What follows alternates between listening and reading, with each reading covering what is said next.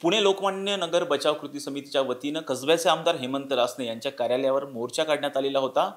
त्या ठिकाणी जी बांधकामांना स्थगिती देण्यात आलेली आहे ती स्थगिती उठवावी या मागणीसाठी रहिवाशांनी हा मोर्चा काढलेला होता। आपल्यासोबत कसबा विधानसभा मतदारसंघाचे भाजपाचे आमदार हेमंत रासने आहेत। आज पाहिलं तर रहिवाशांनी तुमच्या कार्यालयावरती रहिवासी आलेले होते, काय चर्चा झाली, त्यांची मागणी आहे की स्थगिती उठवावी, काय प्रकार आहे सगळा?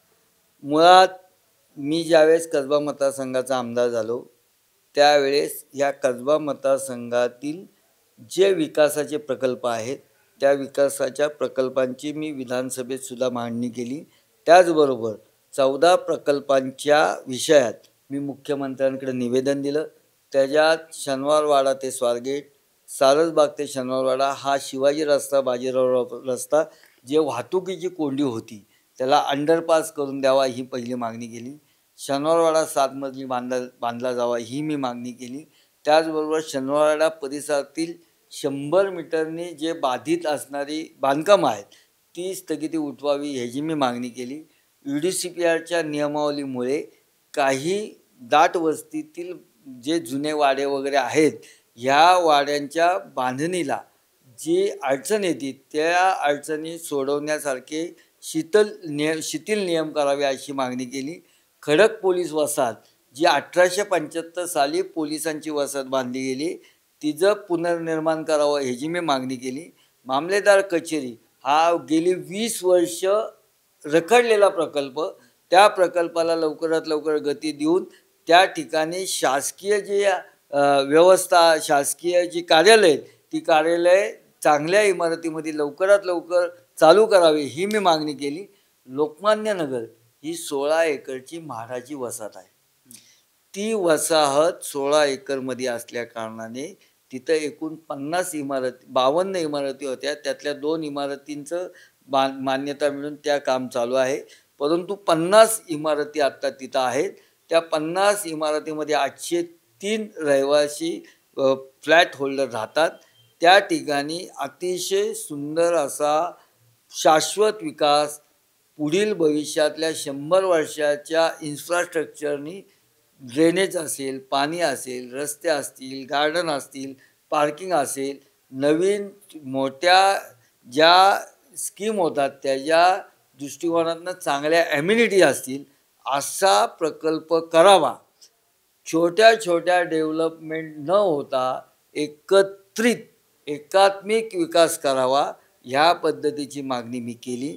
शासनाचं धोरण आणि सुप्रीम कोर्टाचा निकाल सुद्धा त्याच बाजूने आहे आणि तशा पद्धतीची मागणी मी केली आणि अतिशय उत्कृष्ट म्हाडाचा 16 एकरचा शहराच्या मध्यवर्ती भागातला लँडमार्क प्रोजेक्ट होऊ शकतो ही माझी मागणी आहे। त्या ठिकाणच्या काही रहिवाशांना तशा पद्धतीच्या ऐवजी एकल पद्धतीने त्याचा विकास व्हावा असं त्यांचं म्हणणं आहे। तर एकल न होता तो एकात्मिक व्हावा असं माझं म्हणणं आहे। त्याच्यातल्या ज्या 3-4 क्लस्टर आहेत त्या 10, 12, 13 इमारती ह्या एकलच्या बाजूने आहेत, बाकीच्यांनी ज्यांनी परवानगी घेतली आहे ते एकात्मिकच्या बाजूने आहेत। त्यामुळे त्या ठिकाणी 2 मतप्रवाह आहेत। परंतु एक मतप्रवाह काय असला तरी विकास करत असताना कुठल्याही विकासाला हा थोड्या बहुत प्रमाणात हा विरोध होत असतो, परंतु आपल्या दृष्टिकोनातनं जे योग्य काय आहे ह्या दृष्टिकोनातनं मी एक ह्या मतदारसंघाचा आमदार म्हणून मी मागणी केली आणि शेवट ह्या राज्याचे मुख्यमंत्री हे अभ्यासू आहेत। एखादे माझ्यासारखे सर्व आमदार त्या भागातले प्रश्न हे त्यांच्यासमोर नेत असतात, जे योग्य आहेत त्या गोष्टीला मुख्यमंत्री साहेब मान्यता देतात। त्या दृष्टिकोनातनं एकात्मिक विकास हा संपूर्ण राज्याच्या पॉलिसीमध्ये हे आत्ता ह्या म्हाडाचं झालं क्लस्टर डेव्हलपमेंट व्हावं, क्लस्टरची पॉलिसी सुद्धा महानगरपालिका असेल, राज्य शासनाने असेल, जे छोट्या छोट्या प्रॉपर्टी खाजगी प्रॉपर्टी आहेत त्यासुद्धा क्लस्टर कराव्या असं शासनाचं धोरण पूर्वीपासून आहे।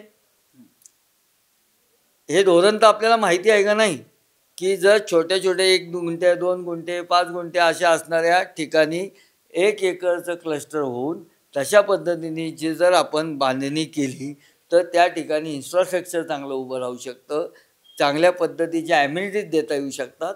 आणि जर हे म्हाडाचं 16 एकरचं आहे तर ह्या ठिकाणी का करू नये? ह्या दृष्टिकोनातनं क्लस्टरच्या डेव्हलपमेंटला सगळ्यांची मान्यता आहे. सगळ्या तुम्ही जास्तीत जास्त चांगल्या ज्यांना ह्याच्यातलं कळतं अशा लोकांचे जर तुम्ही मत घेतलं तर त्या दृष्टिकोनातनं हे सगळं एकात्मिक विकासाच्या दृष्टिकोनातनं सगळ्या अभ्यासू लोकांचं मत त्या दृष्टिकोनातनं जातं. आज ज्यांना व्हिजनरी काम करण्याची सवय आहे त्यांचं तुम्ही मत घ्या, ह्याच्यातल्या तज्ज्ञ लोकांचं मत घ्या. मी एक आमदार आहे, मी आमदार म्हणून माझी भूमिका मांडली. काही लोकांना ती भूमिका अयोग्य वाटती, त्याला त्यांचा विरोध असेल तर ह्या विषयात जे एक्सपर्ट राईज आहेत त्यांच्या दृष्टिकोनातनं कुठली भूमिका योग्य ह्याची सुद्धा आपण शहानिशा करावी. आज त्या ठिकाणच्या 803 लोकांपैकी कोणाला काय नक्की वाटतं ही सुद्धा भूमिका आपण समजून घ्यावी. आणि काही वेळेस काही गोष्टींना चांगल्या विकासाला सुद्धा विरोध हा होत असतो. तर त्या दृष्टिकोनातनं मी माझ्या पद्धतीने अतिशय चांगलं इन्फ्रास्ट्रक्चर उभं राहणारी, चांगल्या ॲम्युनिटी मिळणारी, एकात्मिक विकास व्हावा, 50 इमारतींचा विकास एकाच वेळेस व्हावा अशी भूमिका मी त्या ठिकाणी मुख्यमंत्री साहेबांसमोर मागितली. त्याला स्थगिती ह्या प्रोजेक्टला नाही. आपण हे समजून घेतलं पाहिजे. एकल आहे आणि एकात्मिक, तर त्यांचं म्हणणं आहे की 30-35 इमारती तयार झाल्या, रहिवाशी तसाच आरोप. 30-35 इमारती त्यांचं म्हणणं तयार आहेत.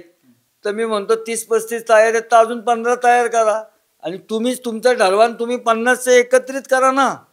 आमचा विरोध विकासाला विकास व्हावा ह्या भूमिकेचे आम्ही आहोत, परंतु तो विकास विखुरलेला नाही पाहिजे. आपण जर बघतो आपण म्हणतो कायम की हे काय 2 पद्धतीने झालेलं आहे, काही ठिकाणचं डेव्हलपमेंट होते, काही ठिकाणचं होत नाही. अशा पद्धतीचं होण्यापेक्षा 16 एकरचा एकात्मिक विकास व्हावा ही माझी त्याच्या मागची स्वच्छ भूमिका आहे. आज जे रहिवासी आलेले होते, तुमची त्यांच्याशी चर्चा झालेली होती, काय चर्चा झाली? आज त्यांनी त्यांची भूमिका मांडली, मी त्यांना माझी भूमिका सांगितली. योग्य काय असेल ते साधक बाधक चर्चा करून आपण सकारात्मक निर्णय घेऊ असं सुद्धा मी त्यांना सांगितलं. तुम्ही जर चर्चाच करणार नसाल, तुमचा एकात्मिकला विरोध का आहे हे त्यांनी मला स्पष्ट सांगितलं पाहिजे की नाही आम्ही पुढे गेलो तर बाकीच्यांना पण बरोबर घ्या ना. ते होऊ शकत नाही. असं कसं होऊ शकत नाही? मी सांगितलं होऊ शकतं. जर समजा 10-25 इमारती तयार होते तर 50 इमारती का तयार होऊ शकत नाही? प्रयत्न केले तर आपण सगळ्यांना जर तुम्ही विश्वास दिला, तुम्ही प्रामाणिकपणे विश्वास दिला तर सगळे बरोबर येऊ शकतात. सगळ्यात शासनाच्या ज्या काही परवानग्या लागतात त्या अतिशय गतिमान करून द्यायला मी आमदार म्हणून कटिबद्ध आहे. कुठेही तिथं अडचण येणार नाही या दृष्टिकोनातनं मी कटिबद्ध आहे. आणि एवढा मोठा विकास करत असताना त्या विकसकाची क्षमता आहे का? यातल्या एखाद्या क्लस्टरची उद्या समजा डेव्हलपमेंटना ह्या जे 4-5 वर्ष जे प्रकरण चालू आहे त्याची काय अवस्था आहे ते बघून घ्या. उद्या समजा हे वेगवेगळे केले आणि 2-4 जण नाही पूर्ण करू शकले, त्याकरता म्हाडाने आता त्यांना बँक गॅरंटीसुद्धा मागितली. शासनाने ह्या सगळ्याचं रिफॉर्मेशन केलं आहे. शासन ह्या पद्धतीने काम करायला इच्छुक आहे. शासन एकात्मिकच्या बाजूने आहे. सक्षम माणूस आणून सगळ्या रहिवाशांना योग्य न्याय एकाच वेळेस मिळेल ह्याकरता शासन कटिबद्ध आहे. माझं सुद्धा मुद्दा तेच आहे. आता तुम्ही म्हणता की आता समजा तुमच्या म्हणण्यानुसार स्थगिती मिळाली आणि त्यामुळं त्या आता जीर्ण झालेल्या इमारती किती आहेत? जे 2-3 क्लस्टर करतात तेवढ्याच इमारती जीर्ण झाल्या आहेत का 50च्या 50 इमारती जीर्ण झाल्या आहेत? आपण जर बघितलं तर सगळ्याच इमारती जीर्ण आहेत. मग सगळ्यांचाच विकास व्हायला नको का? आणि सगळ्यांचा विकास करण्याचा प्रयत्न आपण सगळ्यांनी मिळून करायला नको का? का करू नये? एकल हवं, एकात्मिक नको ह्या मागची स्पष्ट भूमिका ही त्यांच्या पुढे त्यांना मांडता आली नाही. मी त्यांच्याशी चर्चा करत असताना आपण सगळे मिळून प्रयत्न करू, एकात्मिकला सगळे तयार होतील. आपण का प्रयत्न करत नाही तसा? नाही म्हणे आम्ही 36 जणांची परवानगी घ्यायला एवढा वेळ लागला. का वेळ लागला तुम्ही तपासा. जर आपल्या सगळ्यांचा हेतू स्वच्छ आणि शुद्ध असेल तर आपल्याबरोबर सगळे येऊ शकतात आणि सगळ्यांना बरोबर घेऊन एकात्मिक विकास करावा ही माझी त्या मागची भूमिका आहे. मी काय तिथले जे रहिवासी आहेत त्या सगळ्या रहिवाशांच्या हिताकरता मी ही भूमिका मांडली आणि अतिशय सुंदर प्रकल्प आज तुम्ही माझी इंटरव्ह्यू घेत आहात. मी तुम्हाला थर्ड पर्सन म्हणून सांगा की छोट्या छोट्या डेव्हलपमेंट होण्याऐवजी एकत्रित डेव्हलपमेंट झाली तर चांगलं काय दिसेल हे तुम्हीच मला सांगा आणि जे काय असेल ते योग्य भूमिका तुम्ही समाजासमोर ठेवा. हे होते कसब्याचे आमदार हेमंत रासने. लोकमान्य नगर या ठिकाणी जी म्हाडाची वसाहत आहे त्या ठिकाणी जी स्थगिती लावलेली आहे ती एकल जे प्रोजेक्ट आहे त्याला स्थगिती आहे. एकात्मिक प्रोजेक्टला आमचा पाठिंबाच आहे असं कसब्याचे आमदार हेमंत रासने यांनी सांगितले. व्हिडिओ जर्नलिस्ट निलेश लोहारसह राजरत्न जोंधळे, टॉप न्यूज मराठी, पुणे.